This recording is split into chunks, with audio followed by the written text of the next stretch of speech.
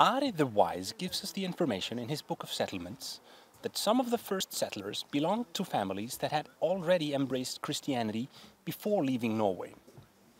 It wasn't until more than a century after the first settlements, however, that the question arose whether Iceland as a whole should become Christian.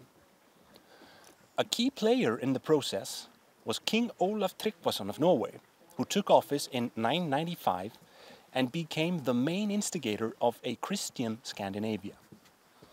He started right away building churches, subsidizing Christian congregations, and sending missionaries around his realm.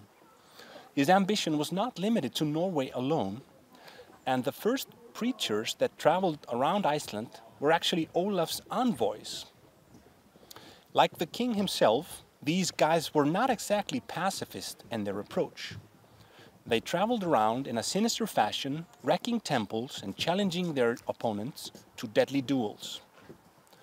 But apart from the methods of these unruly ministers or how they presented their agenda, it seemed to be dawning on large parts of the public that converting to Christianity was probably a good idea, for commercial reasons as well as others.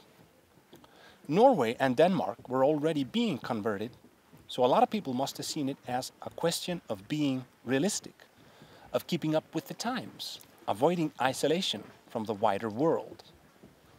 In the year 1000 AD, practically all men of influence in the country, Christian or pagan, gathered together to permanently solve the issue. Their meeting place was right here in Thingvellir. The author of Njáls Saga dedicates 6 whole chapters to the history of the conversion, which seems pretty extensive. Readers of the saga have often seen this part as a digression, since it's not directly related to the storyline. So the question arises, why is it there?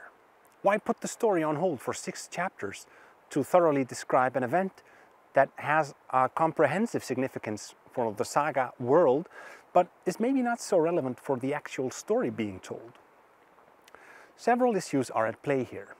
Since Njáls Saga is so greatly concerned with conflict resolution, many scholars have suggested that the conversion's main function is to divide the story in 2, inviting the reader to compare how a Christian society is different from a pagan society when it comes to solving conflict.